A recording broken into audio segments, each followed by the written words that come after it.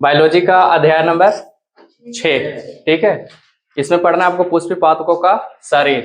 ठीक है, सबसे पहले इसमें ऊतक।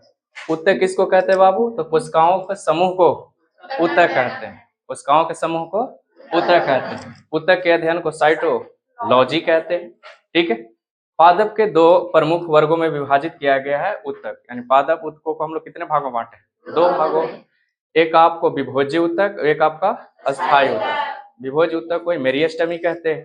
ठीक है, तो विभोज्य ऊतक और अस्थायी ऊतक किसका प्रकार है? ऊतक का प्रकार है। विभोज्य ऊतक पहले देखते हैं हम लोग। विभोज्य ऊतक के कितने प्रकार होते हैं? 3 प्रकार। विभोज्य ऊतक के कितने प्रकार है?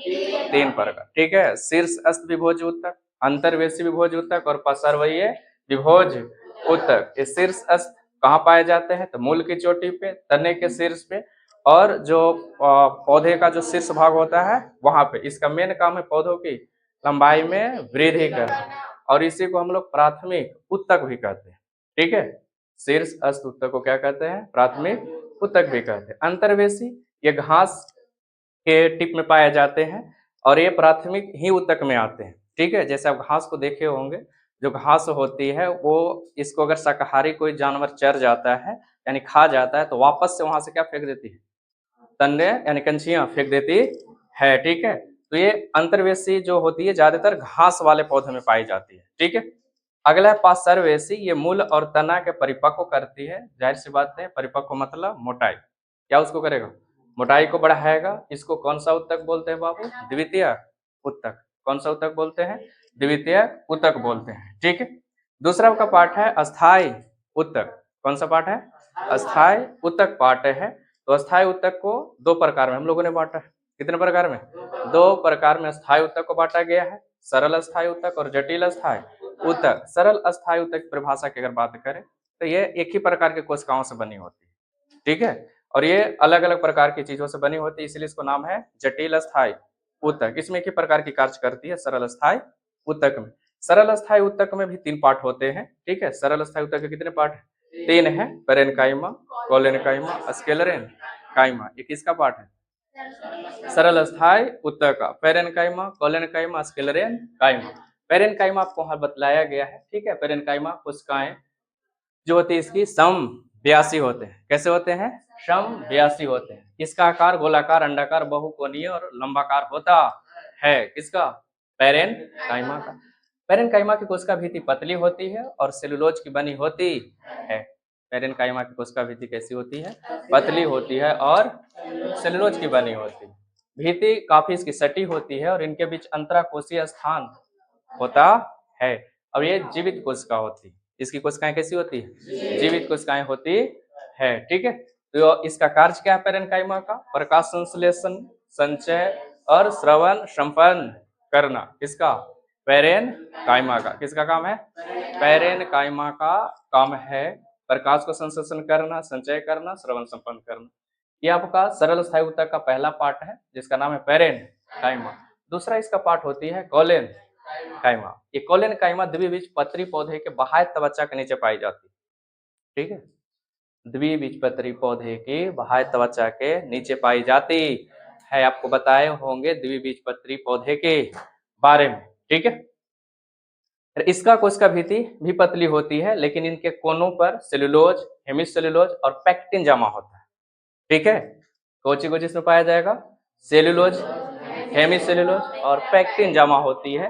किसके? कोलेनकाइमा के भित्ति पे। कोलेनकाइमा की कोशिकाओं का आकार अंडाकार, गोलाकार अथवा बहुकोशिकीय हो सकता है। ठीक है, आकार भी जरूरी है याद करना। कोलेनकाइमा में क्लोरोप्लास्ट होता है, ये चीज मेन है। ठीक है, क्या पाई जाती है? क्लोरोप्लास्ट पाई जाती है। किसकी? किसको में? कोलेनकाइमा ऊतक में। कोलेनकाइमा का काम क्या है? भोजन का स्वांगीकरण करना, क्योंकि क्लोरोप्लास्ट है तो जाहिर सी बात है क्या करेगा? भोजन का स्वांगीकरण ही करेगा। ठीक है, कोलेनकाइमा में अंतरकोशिकीय स्थान नहीं होता है। इसमें था लेकिन इसमें नहीं है।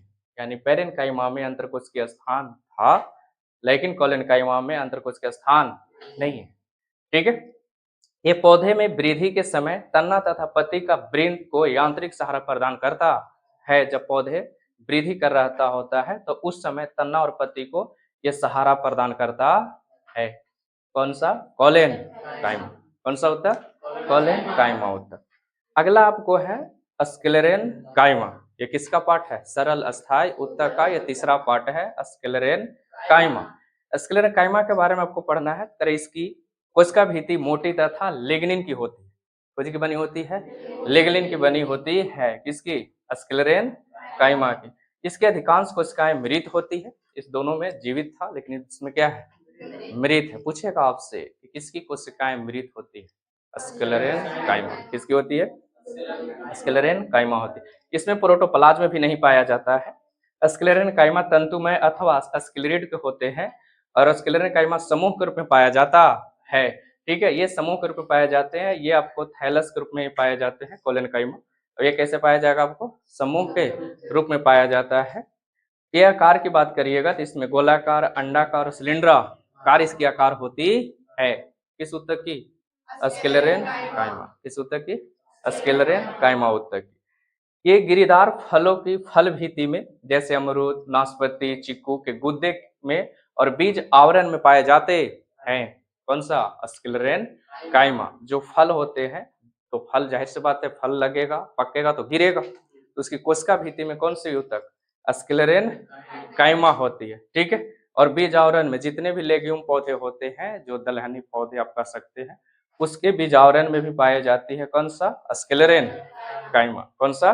स्क्लेरेन काइमा। इसके अलावा यह पौधे को यांत्रिक सहारा प्रदान करता है। ठीक है, ये पूरा पार्ट आप लोगों का था उत्तक के बारे में। और अभी इसके बारे में, जटिल उत्तक के बारे में आपको पढ़ना बाकी है।